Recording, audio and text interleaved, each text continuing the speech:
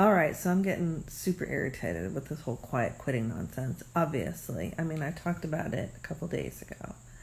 But here's a new one. I was researching this, trying to figure out what might be going on. And yeah, it could be extended burnout, but it could also be something else. And guess what that's called? Boreout. Now, I know that sounds like being bored at work, and trust and believe, when this gal is bored, like everything comes off the rails, right? I mean, I had a job once where I swear to God, I reached the end of the internet, but this is more than that.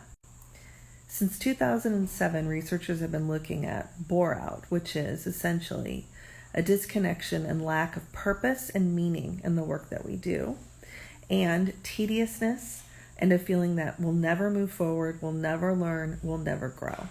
Doing the same thing over and over without any sense of satisfaction. That's Boreout.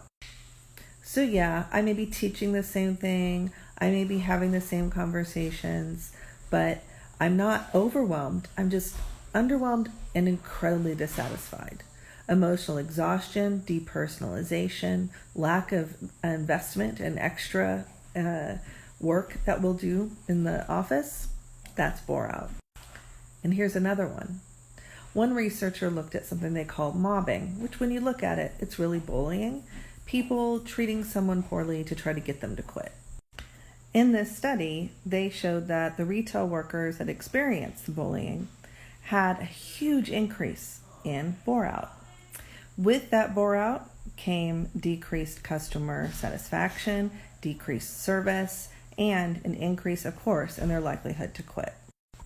Studies have been done with teachers, hospitality workers, even ICU surgeons. It's experiencing symptoms of Boreout. And we can think of the ICU as many things, not boring, right? Rather, it's when we feel that the work we're doing no longer connects to our personal values, no longer has meaning, or that the things we'll do will never get better. We won't be heard. We don't feel like anything's going to change. We just start to disconnect. And that's where the Boreout takes place. So, if you want to look at your work and think, is what I'm doing purposeful? Do I feel like it's meaningful? It's making a difference in the world?